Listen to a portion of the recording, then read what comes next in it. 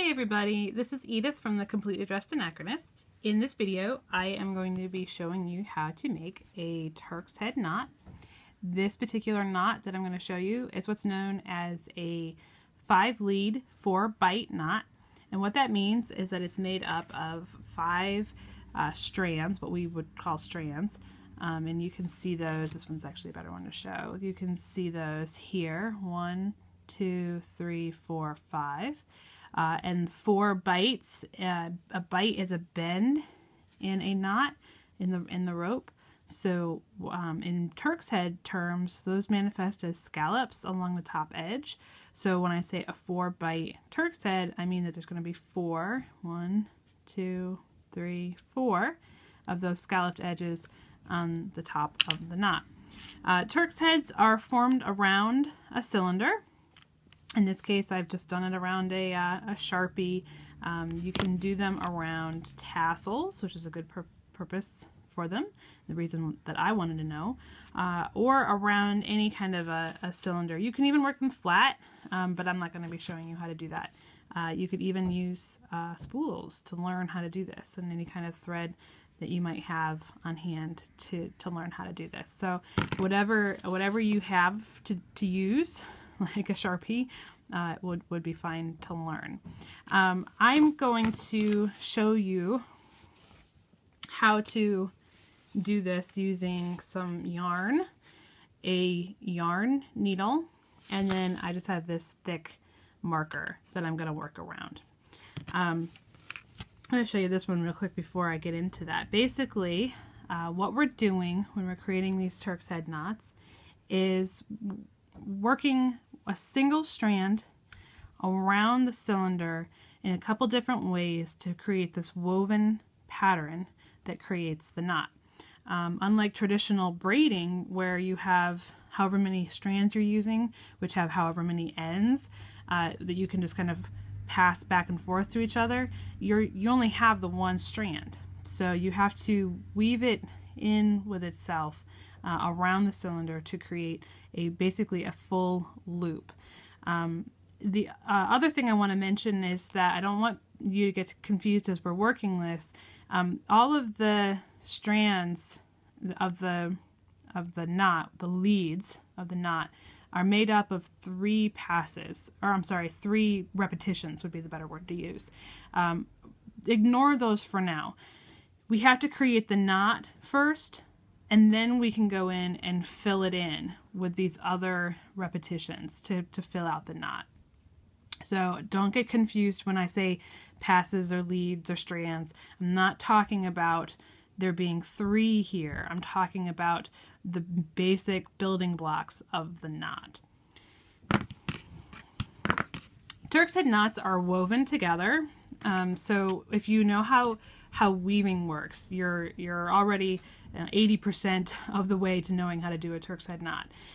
Basic weaves are formed by having 2 different directions, and in a Turk's head they're not strictly 2 90-degree directions, but they're opposite directions, and then you combine those directions with going either over or under as they pass through each other. So you build a weave like that.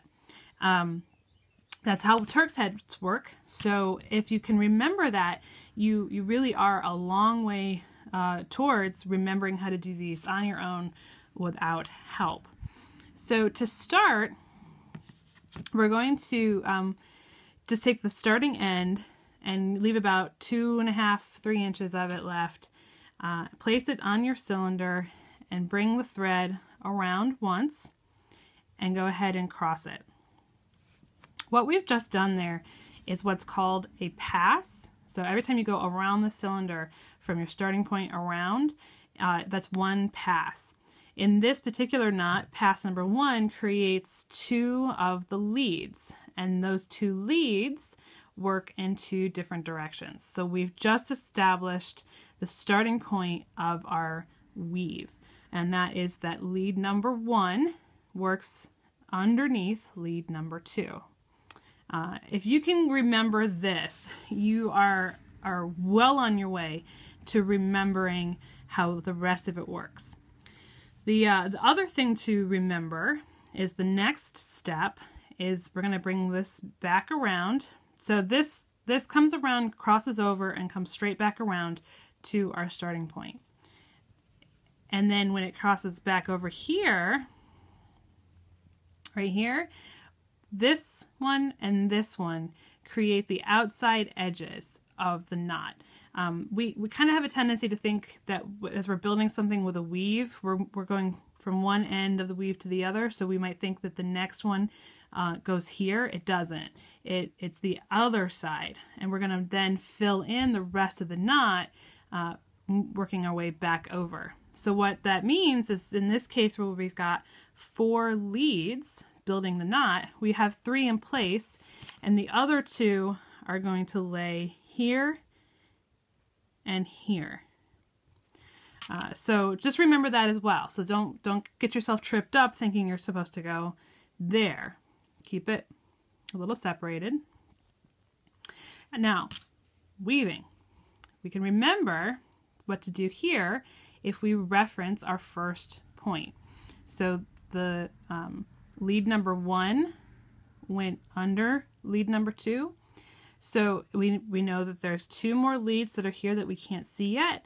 So this one will go over, the next one will go under, which means that this one, the 4th one, will go over. Then we've crossed all the way over to the right side. Now we need to work our way back over to the left. And that's because every time we come around, every time we finish a pass, we need to end up back over here on the left side underneath our starting line to start the next pass. That's where we need to begin and end every time. So since we're all the way over to the right, we've got to get all the way over to back over to the left. But the problem now is that we've got some strands here in the way. So when we bend back over, we can't just simply pass the line over. We're missing our weaving here. The other thing I want to point out is that every time we do that, where we come across and then work our way back over, we're creating this little bend right here. This is one of the bites in the finished knot. So this translates into this. So now we're back over here. Now we realize, okay, we've got to do some weaving here again. So if we look at the ones, just like in a Celtic knot, you do your lines, and when you go to an intersection and you try to decide, okay, what do I need to do in that intersection? You look at what happened to the lines around it. So if all of the lines around it go underneath the ones that they cross, then the one that you're doing needs to go over instead of under. Same thing is true here. So since this here is the one we're trying to cross, and it went underneath this one, that means that this one has to go underneath that to keep the weaving pattern in place. So it went under, and now it's going over.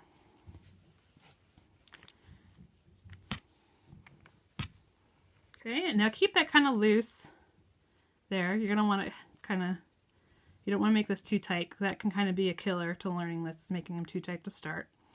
So now we've got our 2 strands there we had to cross, and now we've crossed them correctly. So now this one is coming under and then over, and this one is going over and then under, and that's perfect.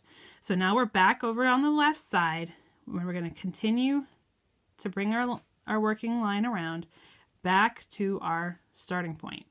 Now I said earlier that we are working from this point back over to this. So the next one is not here, but here. So that means that we can't go over again if it's the next one in, because this one's over. So that means that this one has to go under. And now we cross all the way over. We're back over here on the right. Now this time we're going to pass everything we've done so far. So we're going to pass our first cross, we're going to pass our second cross, and we're going to come into this unworked area right here. This is where things get a little confusing. Because the way this is built, there's another line that's here. There's another lead that's going to come in right here. So when we come back around, we went over here, but on this side, we might have a tendency to go, okay, well, I went over, so I'm going to go under. Well, that's not right. And that's why you have to reference what you did at the crossing, the weaving that you did before. Reference that, not the line, the path the line is taking, because you're missing leads. So when you get crossed over here, yeah, you're over here, but you're going to end up going under the one that you can't see yet, which means you're going to go over this one, under this one, and over that last one. And you know that's right because this one here went under that one, and now it's going over the one you're doing. So we know that's right because the lines around it are telling us that that's the way the pattern is going. So we've come across, we created another bite, we've come all the way back over to the left. We're going to continue around back to our starting point. So this is the final lead. Excuse me. So we have 4 leads in place. 1, 2, 3, 4. So now we've got to get the last one in place. Kind of move these around so you can kind of see a little bit better here. All right. So now at this point, this one was under. So this one is going to go over, which means it's going to go under this one. And over that one, all the way over to the right. And you can see here really clearly the weave that we've created by doing that. And it starts here. This was our number 4. So we're going to go all the way over to the right, create our bend, our bite, and now we're here at this unworked area. So referencing what happened before. So this line went under, which means now it needs to go over, under, over, or rather, to make that makes more sense for this line, it's going to go under, over, under.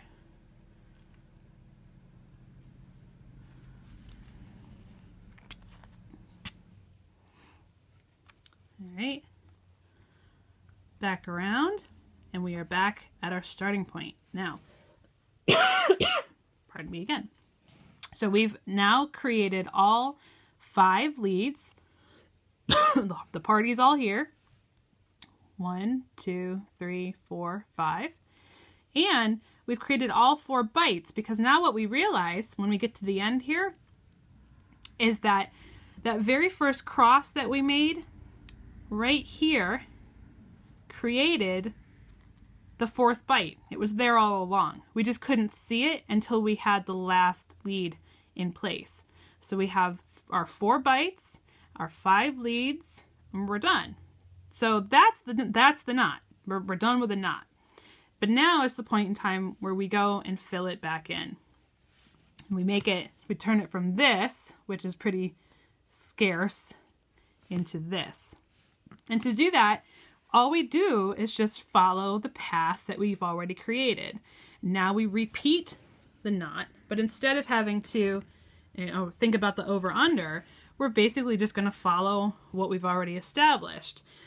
The trick here, though, is to pay enough attention that you don't accidentally switch which one you're following. That's actually one of the mistakes that I made the most when I was learning. It wasn't making the knot that was the problem. It was when I went to go repeat and fill it out that I accidentally ended up on the wrong line, and I would get to my 3rd pass around, and I'd still have one strand that was only 1 pass or 1 repetition. So you have to pay attention enough to make sure that you're following the right one. So you just keep going around and around until you get it all completed. Here's an instance where you might actually have one of those mistakes. I'm actually supposed to follow this around to here, but you might get to this point and kind of go, oh yeah, all right, I'm ready to go, and keep going that way, which is not correct. That's where you have to be really patient with yourself and make sure you're at the right spot.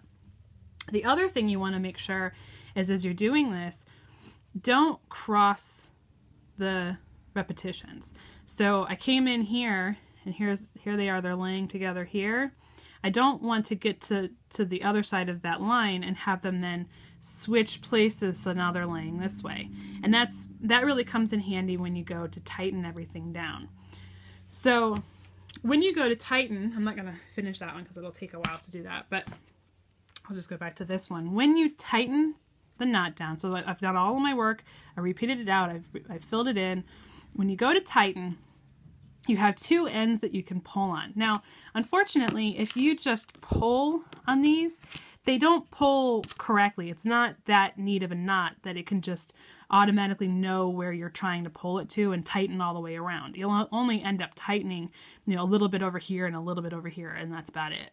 So instead, what you do is you kind of pick a point and you just kind of pull it up, and then you just follow that around. And it really will feel like you're doing that forever. But what happens is that you end up eventually coming back to the point where you can pull on your ends. You can do this by either doing all three at once. I find that that's nice because then you don't have to worry about accidentally grabbing the wrong strand because you're grabbing all of them. And then you just drop them off as you go along, so you get to the end and you can tighten it down, and you just leave that one that you've been working. And this is why having them not cross each other is so important. Because if you crossed them, if you were going to tighten them down, you'd get lost. You know, you wouldn't know, am I supposed to tighten this one or this? I don't remember. I can't tell. So that's why keeping them nice and laid nicely together is better. So you just keep following it around until you get it nice and tightened down. And every time you get to an end, you can, here's an end right here. So if I pull that, see how that one goes? So I'm left with these two, and now I know that these two are there. So now I'm just going to go back around, just pulling on those two. You know, I could also pull that one here is there. So you can kind of see how you might be able to tighten that down. If you're working around something like this, it has this sort of head to it, you just pay attention to tightening it down a little bit more in these areas here at the top than down here at the bottom. So be patient with that process of tightening it down. Otherwise you could get really kind of lost. And don't give up, because you really are making headway as you go around. It feels like you're just doing it around and around and around and around and you're not getting anywhere, but you really are. And you'll get to that point where you can pull on the end and it'll have that satisfying moment of, oh, okay, that's one strand I've gotten down. But remember that the whole thing is built around itself. It's one strand. So it's gone around however many times, weaving through, so you have to follow it around that many times, times 2 or 3, depending on how many times you went around to fill it out. So so that's how you make a Turk's head knot. I hope that I've explained to you not just here's step 1, step 2, step 3, but this is why you're doing it. You're weaving it together. Please read the blog post. It kind of explains a little bit more about the terms lead, bite, pass, and then I also at the bottom of the video kind of offer some last minute thoughts to try to really hit the nail on the head for you to try to remember how to do these knots on your own. Thank you for watching, and I'll see you on the next video.